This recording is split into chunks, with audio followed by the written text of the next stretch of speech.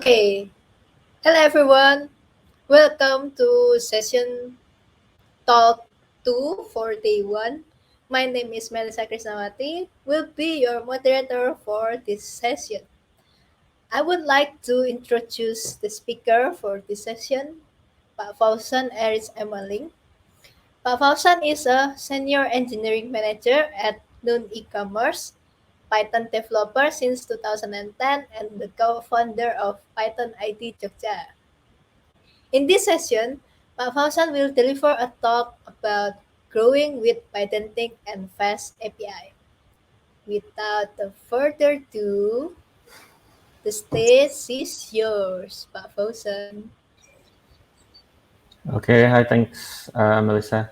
Hi, everyone. It's good to be back in PyCon. I've only missed one PyCon ID so far, so it's good to be back like almost every year.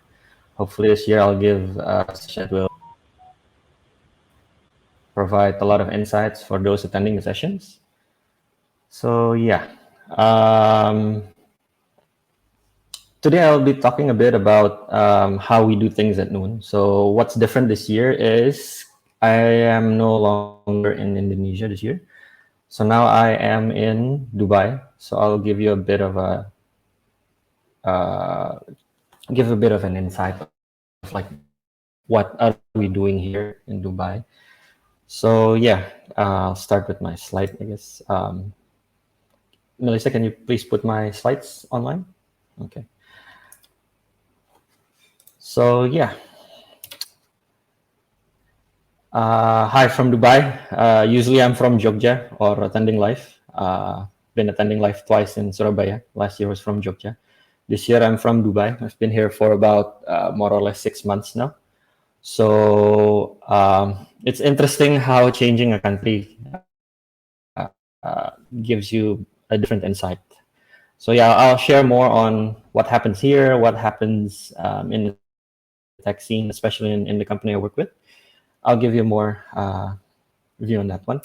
So title of my talk today is Growing with Pydantic and FastAPI.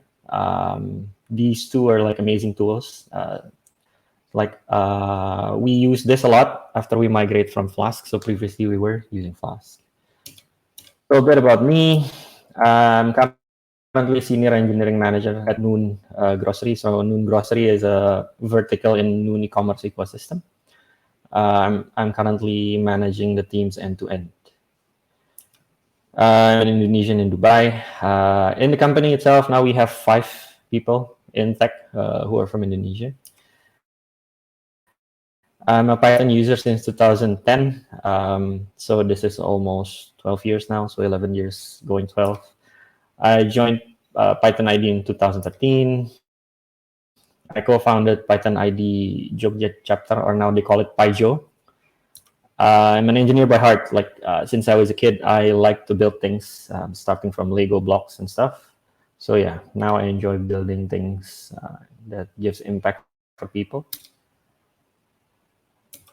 I'm married with 3 kids. This is also an important part of me, I guess. Like my main support comes from all of them. So if you want to know more, like you can follow me on Twitter at Emmerling. We'll get like Python tips, how it's like to be in Dubai. If you're a Liverpool fan, you're gonna love it. But if you're a Manchester United fan, you won't like it because I bash them a lot. But yeah, I do shit posts as well there. So like it's all kinds of things. Sometimes here and there, I do some like Twitter threads and stuff. Okay, now let's talk about Noon, the company I work for now. Okay, so it's not just a company, it's an ecosystem. So currently we're the largest local e-commerce player in the Middle East and North Africa region. We are operational in UAE, Saudi Arabia, and Egypt. And then we are multi-verticals. So first we have the core marketplace, which is Noon or noon.com. And then we have the grocery vertical, the one I'm working on. We deliver grocery. This is like the product of the COVID pandemic. So we launched this like very rapidly once the lockdown was initiated, just to make sure people can get their groceries. And we have food. We have noon food. Currently still in limited areas, but we're looking to expand it. And then we have fashion as well. We have CV. We have fintech as well in NoonPay. And then for on-demand, this is something that we have called Now. Currently have tech teams in UAE, in India, in Sri Lanka, and in Egypt. But most of the teams are in UAE.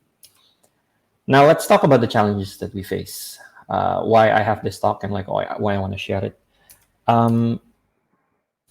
First challenge is we are increasing in terms of the tech organization size. Like we started with low number of engineers. Because we're increasing the number of verticals that we're handling right now, we're increasing the organization size as well. And a lot of the new members are, as a lot of you might expected, are fresh graduates or those who are very limited in terms of number of years of experience. So we also have varying teams coming from different cultures, and we have a lot of nationalities. Even in my team alone, we are a team of currently 9 people. We have people I'm from Indonesia, I have people from India, we have people from Pakistan, we have people from Egypt, we have people from Armenia, we have people from Sri Lanka, we have people from Syria. So it's like it's a whole lot of backgrounds, a whole lot of experience as well, and brings a lot of different dimensions to the table. And then we have plenty of domains to handle. Since like we're multi-marketplace, of course we will have like those domains that we will share across marketplaces. So yeah, we have to handle a lot of things and have to understand a lot of things. And then another issue that we have with the increasing tech organization size is code management. Like people come from different background, different experience, different previous code styles and stuff. So we need to manage the code to make sure that it's manageable and how it can easily be handled by everyone. Like if I have to go to a new code base, how fast can I start working and be productive in that code base? Next thing that we need is, because we're competing with some of the big names here as well, including the biggest e-commerce in the world, the global e-commerce, like we would need flexibility to be able to compete with them as well. So these are some of the challenges that we face. But the biggest challenge of all, and I guess this applies not just here in Dubai or at Noon, but this applies anywhere in the world. It's Murphy's Law, right? Anything that can go wrong will go wrong. So this is the main thing that we need to solve, right? And when you work in an organization, that is very, very possible to happen. Like we even have this thing called Murphy Day. Previously, it was on Tuesdays. Now it's on Wednesdays, where things might go wrong during those days, and we need to be prepared to handle that. So we need a solution for this, right? So what do we need to solve? First one is we need to have a more or less standardized approach to code-based structure. Like what I said before, like you would need to jump here and there, move from one domain to the other, and you would need to know how things work, how everything is. You need to know where to look for things you will need to work for. And then we will need to have a clear and defined interface. When it's clear and defined, like it's clear, when it's clearly defined, like you would know what to do with it. You understand things better with that. And we would need an easier code or functionality sharing between code bases. We would need flexibility also when switching between tech or frameworks, right? Like right now we are using mainly FastAPI, but previously we were using Flask. We would want to have that flexibility if, say, in the future we want to move to something like, say, I don't know, gRPC or something, something new. So we would need to have that flexibility. And then I guess this is important, better ways to manage quality across code bases. Like you can have a good quality in one code base, but there's also a challenge, like how would we manage it across code bases? It's not easy, but we need to do it in a way. And we would need easier documentation. As always, when you work with a lot of people, my default mode is always RTFM. If you don't know what RTFM is, it's read the FN manual.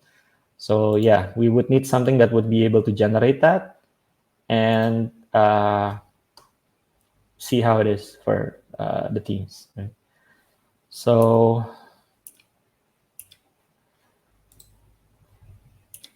okay, so here's the proposal of something that we want to do to solve it. First of all, we have a monorepo approach. This applies for each verticals usually, or like a surface that is consumed by other people, other domains, other team members maybe. So this is what we have right now. So if you see, say this is project X, say this is grocery, something that I handle right now. So in the source folder, we would have app A, app B, app C. This is how we expose services. So each service will have its own app. This is done in FastAPI. And then we will have lib. Lib is a domain, basically, like something that's related. It can be related to app A, but it can also be consumed by app B. So in lib A, we specify things accordingly to the domain. So inside it, we will have the domain modules in this domain, and then we will have the models.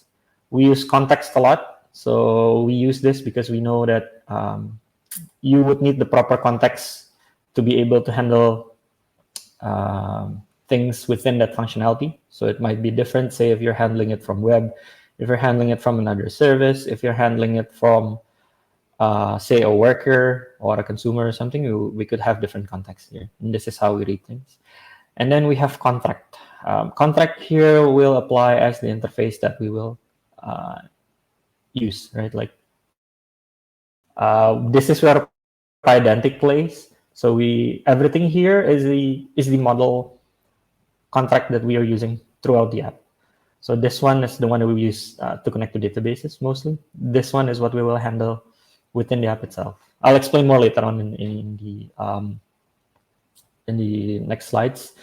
And then we can have like several library, and then like usually we'll have this one util where you can use across. So the key here is like you would have a bunch of domains, as you can see here, and this will be exposed using the app that we have, right? And since we use Pydantic here, when you use FastAPI, you use it in the views, in the endpoints that you expose, and you get the documentations for that one easier for us. So it's a good code practice. Like we have a bunch of checks that we need, but also once you expose it, it's very clear for whoever is going to use that. And like you could expose more than one lib in each app. So like you will not be calling things from app, but app will definitely call things from lib here. And like say app B, it can expose lib B, even lib D, and like some of the utils that we're gonna have, right? So like this is the approach that we're using, and this is like for each teams usually, like they have one. But like you can have another, say if I want to use something that is going to be exposed, say like we have maybe Noon wants to use groceries domain, we can expose like have the approach that we usually have is like we have app internal, which is for internal calls. So between services call, like we're gonna expose it here. Okay, so this is like the structure that we're using basically. And then we use Pydantic a lot. What is Pydantic? So Pydantic is a data validation and settings management using Python type annotations. It enforces type hints at runtime. It plays nicely with IDE or linter. Like if you check in your code, like once you have that dot, you would have that variable names. Like if you use, I don't know, Visual Studio Code, or if you use PyCharm, or like me, use Vim. It's nice. Yeah, okay. Vim, of course, like I would need to set up some autocomplete stuff, but like, yeah, it works nicely as well. And it helps with complex data structure, like with validations and stuff. So for our use case, Pydantic acts as the model and contract definition, right? Like I mentioned before. So not only for the APIs, but also for the functions. So if it's a function that returns a complex data structure, like sometimes you would normally use something like dictionary, like yeah, normally people would use that, like add values and stuff. But it's so arbitrary that anyone can add any field names And like when you have typo in those field names, like it can cause errors that you cannot prevent, right? Like when using this, we're forcing people to actually know what they're going to use.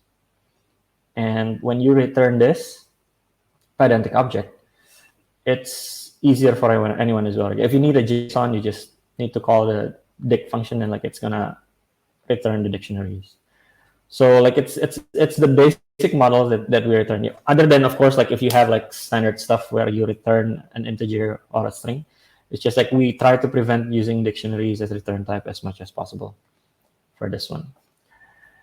And then yeah, of course like better IDE support for types and function signatures.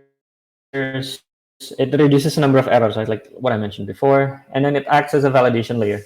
So like all validations happens in the Pydantic class definition. So when we define, we have the validation. We don't have to validate it in the code again. Once you accept that as an input, it validates everything. If it's not appropriate, it's going to return the nice error codes that we have. And then like the contract file for API, like say if you have enums and stuff and you define the enums correctly, it will return that documentations as the correct enum. That's nice, right? Like if you read the documentations, the Swagger that it generates, like it's very clear if you want to use it, like what do you need to provide, what will be expected, what enum should you send and stuff. If you don't provide that well, then it's not going to show. But like because we use this, like half of the work in documentation is being handled already by this one. Okay, so next we go to FastAPI. FastAPI is a modern, fast, high-performance web framework in building APIs with Python 3.6 plus based on standard Python type hints. Right, it integrates very well with Pydantic. It's easy to use. It's fun to work with. Like I had enough fun with the previous frameworks I worked with, but like FastAPI is the best I've had so far. It's inspired by multiple frameworks, namely Flask and Django as well. So it's nice, like it comes, provides a better alternative, I would say. Documentation comes out of the box, and the best thing about it, the author is a keynote speaker at this PyCon. He should be having his keynote session right after this one, so you would learn better from him, I would say. I almost met him like a few weeks back. I guess he had a talk in Dubai, but I was having this major production deployment, so didn't get the chance to meet him. Hopefully I can meet him in this conference. Yeah, basically this is like in a nutshell what FastAPI is. How about our use case? Our use case is FastAPI is our protocol to expose domains. So it's how we communicate with the out world. So in most cases, like we would get that Pydantic object and we pass it into the context and we pass it into the functions that we want to expose it from the domains that we have. So using contracts with Py, the one I explained before, requests and responses become transparent for all, both code-based wise and documentation-wise. And then also that means we don't need to do validation in FastAPI anymore, right? Like everything is there. We don't need to check everything. We have that validation layer. Middlewares that FastAPI provides also help us set context and information that is required by domain. So say like we send things in header as the default ones. If we need to query or do authentication checks and stuff, like the middleware that's set like before requests and stuff, that helps us in setting all those things. So the context is already clear and easier for us. And then the main reason why we switched from Flask to FastAPI is because both us at Noon and FastAPI, we both love Pydantic. So we researched Pydantic first. We found out that it's good. It's something that we love, that matches our use case. And then we try to find what web frameworks work well. And apparently, because FastAPI loves it, like it works very well. So we could say that we say yes to Pydantic first, and then because we found out that FastAPI say yes to Pydantic, we say yes to FastAPI as well. So thank you, Sebastian, for creating FastAPI. Okay, so key takeaways from my session today, like these are like basically the whole structure of how we're using it. First, lesson learned is managing an dynamic engineering team is hard. So we need to design an approach that is adaptable, but we still maintain a good structure. right? So it's not uh, it's not easy. It's a good thing that all of the code bases are in Python. Like previously, I don't really have that when I work in the previous companies. Here, the non-Python code bases are only in front ends. So the backend codes are all in Python, but still, like when it varies from team to team, it's very hard to handle. That's why, like, we need an approach that's, like you can adapt it to your team structure, but in a way, there are those things, those structures that when you get into that code base, you know where things are, you know how to validate things and prepare things, like prepare these teams and these people. So like when they jump between teams or like when they need to do commits in different code bases, like they can do it pretty much in the same sense. Next is like people will make mistakes. You need to make safety nets. Like the reason why we use Pydantic instead of like previously we used dictionaries a lot is like when you add those dictionary fields, like mistakes can happen. People make typo in the field names and stuff, and those error happens when you have Pydantic where you can have like autocompletes and stuff. It's easier for us like auto checkers and like it will highlight if this property is not there and stuff. It's easier for you to handle things. So that's why like we need this. We need this safety net because again, like what I said before, like you would have that Murphy law there. Anything that can go wrong will go wrong. That's why you will need this to prevent things to go wrong. Also, everyone loves clarity. Like one of the reasons why we use Python is because it's the language that best expresses our ideas, right? When we speak in organization, like the reason why we use FastAPI and Pydantic is to provide clarity because like everyone loves clarity. Like it's easier for us to communicate our ideas, to uh, tell people what it is, to let them understand how to use things. In the end, we will all be more productive, and it's easier for us to do things the right way or like to adapt things faster. So provide more of those.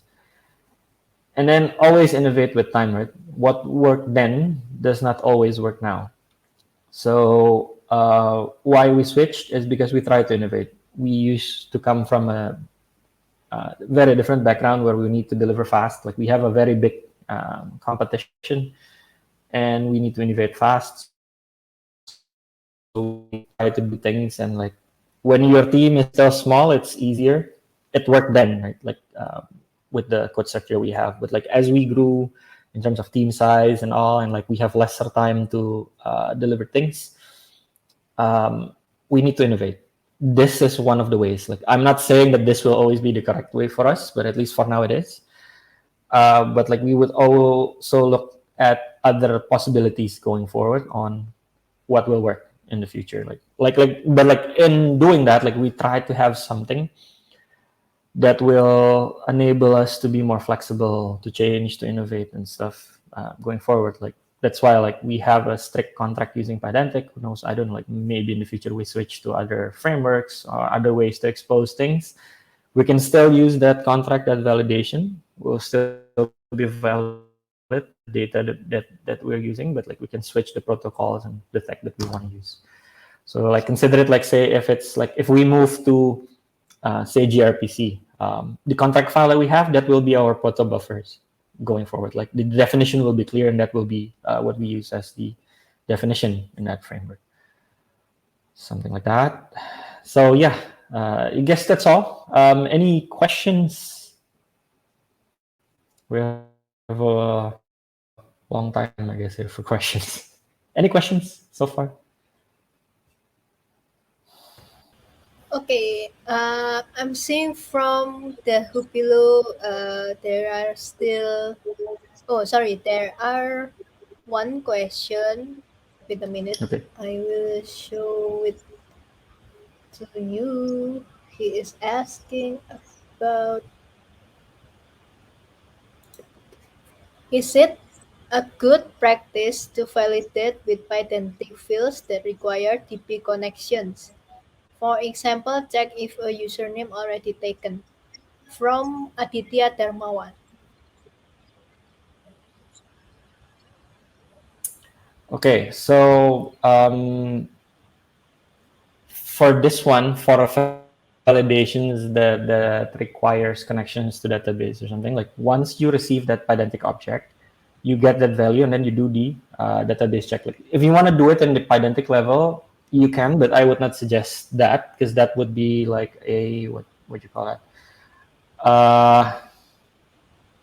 Not a clear separation of concerns, right? This is like the contract layer. Call it an interface if you like. You want to call it in other programming languages, right? So you get this value, you take that value, you check whether it's valid or not. Say if it's a username, whether it's meeting the requirement of your username, say minimum, I don't know, 8 characters or something, and then should all be strings, should all be like should be a combination of say alphabets and numbers or something like that, or like should not be a combination of that. And then from them, you create a function that will call the database and then check that. If it's taken, then you return the correct error for that one. Say there's a conflict or something in a database, and then you return that conflict via FastAPI. So that's how you ideally do these validations. You can if you want to do it in Pydantic, but we're not doing it that way because, like, any database connections that we have, like if you check this structure that we have, sorry. So if you have this structure, any database connections happens in this domain layer, if you want to check. So in each of these domain files, we will throw that Pydantic object that you sent from the app. So say you have this registration, right? And then it will send user, say, user register, what do you call that? User register request, for instance, and then like one of the fields is username. You validate first whether it matches, and then you throw it to the domain. The domain here will do the check to the database by calling the models, right? So like the models here can be anything. Like I would say like, say you use the SQL model, you connect to the database and then check, and then you return the error back here if it's not something that you expect, right? In my case, I usually throw exceptions, so I would have another one here where I list down every exceptions that's listed in the domain. So I raise the exception, and then in FastAPI here, by default, it will handle that error and return the correct response to the user with the correct status code as well. So that's how I usually do it in this one. Okay, thank you for the answers, Mr. Fauzan. And then there are still one question from Kemal Mustafa. Does it work well with static type checker such as MyPy?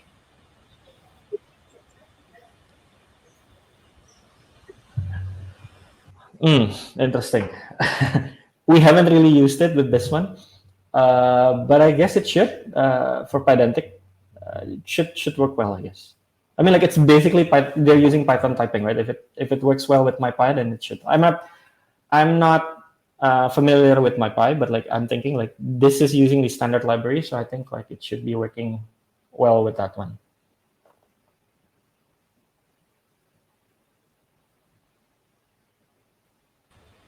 Okay, I hope there that answers. is more questions again from how is it compared to built-in data class? Sorry, first time hearing Pydantic from Okay. Benawi Adam. Okay. Like with the data class, it's like a very simple object, right? Like we used to use data class as well, but with data classes, it doesn't really work with documentations the way we want it, right? Like it's just a class, like it's a plain object that you use only to store values usually. Like you can have, of course, you can have those validations and stuff, and like it has those types as well that you can put there. But when you combine it with FastAPI for generating documentations. This one is the one that works well. The reason why we switched to this is that one, right? So yeah, data classes are good as well. We used to use that, but now we're using this instead. Okay, we are going to the next questions. Wow, there are more questions appears here. There Okay, are from sure. Ridwan Fajar Septian.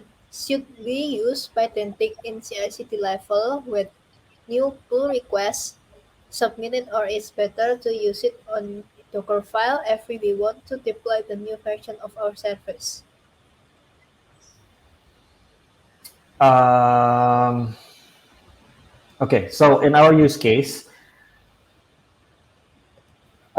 Pydantic is like it's a type checker that runs on runtime, right? So how we're using it is we're checking it on our tests instead. So like every time there's a new PR submitted, the test will run and it will check whether it's successful or not. What we do is we block merging PRs if test is not successful. So that's how we check it to make sure that everything is running well.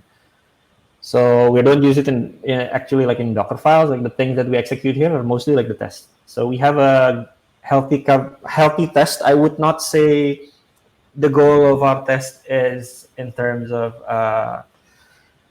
it's not in terms of like what coverage percentage it's covering, but more on the scenarios it's covering. Because like sometimes when you do coverage in terms of like percentage only, you write test only to meet this coverage. While in our use case, it's more on how you actually cover the scenario. So that's what we check in PRs as well, like whether the test scenario is actually covering the scenario that we want to cover. So I would say like when you use it in CI/CD, you do it in the tests when you want to do Pydantic. The good thing about it is like usually you would need to check and validate these objects, right? When you do with normal uh, like dictionaries and stuff, whether you have all the values or not. Here, Pydantic does that for you, so you don't really need to test it anymore. What you need to test is the result of the Pydantic object that you have or that you use, whether it's returning the correct values or not. That's the only thing you need. But like structures and stuff, you don't need to check anymore. Okay, we have another question here from Kamal Mustafa. On the monorepo structure, does the lib also include third-party libs such as from PyPy? Yeah. So like we import a bunch of stuff. So we're using Po3 basically to manage dependencies. And then like you can call any libraries here. Like of course in app, like you would call the what do you call it? You would definitely call FastAPI here, and you would definitely call Pydantic here, right, for that one. But like the rest, if you want to add any libraries, it will be here mostly. If it's something that is shared and everyone is using, we'll call it in utils and stuff. So it's not lib as in whatever it is that we have, but it's a lib as in like this is the library that we have for this full domain. So we actually separate these domains, so it's easier for us to manage. Instead of like having one big file and stuff, like we can have like smaller domains. For instance, I'm giving you an example. If say I'm doing a checkout, right? In checkout, we will have one domain that handles fees. We will have one domain that handles payments. We will have one domain that handles shipping and stuff like that. So all that can be in libcart, for instance.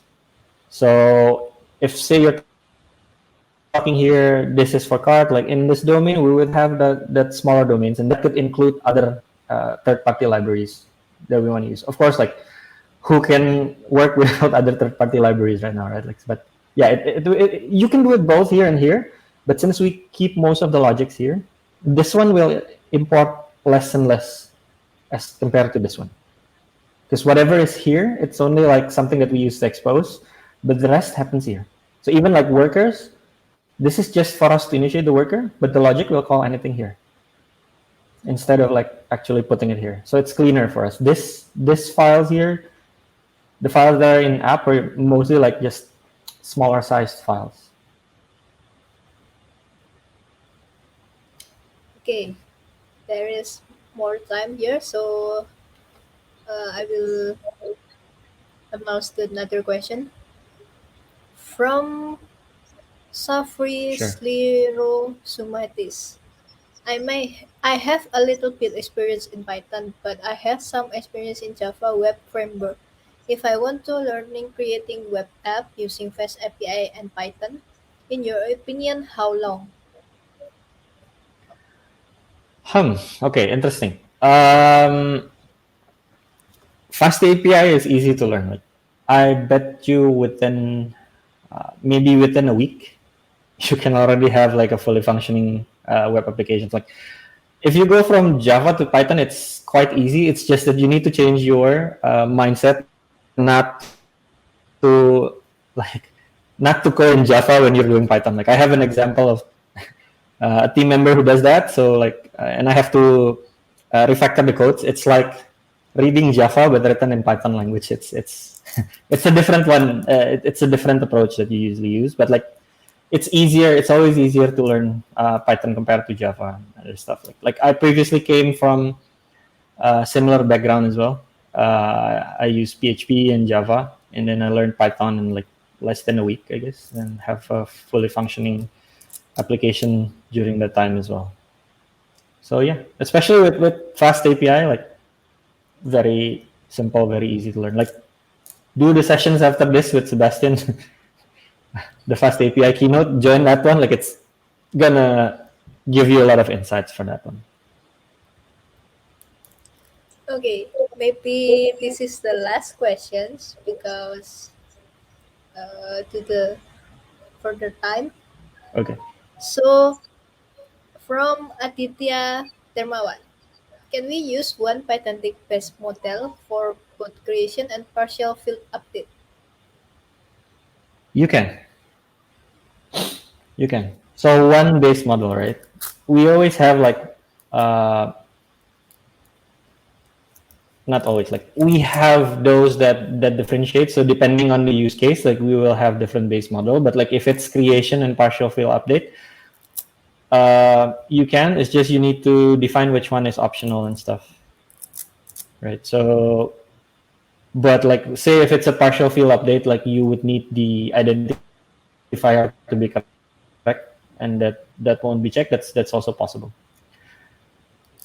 So yeah, I would say it's possible. Like you just need to override the right thing. So say you have a base model for um, say user registration, and then you want to still use that for user data update later on in the future. You can have that one base model, and once you subclass that, you change the optional. You change the ones that are optional to optional. That's something you can do as well. If you want to use the same model, possible as well, but you need to be careful in deciding which one is optional or not. That's usually the problem. Okay, but like if it's something, so what I usually do is I would differentiate between the request object and the object that we use inside. If you want to have it for processing and stuff, like have another object that you use for that one, so it's easier for validations and stuff.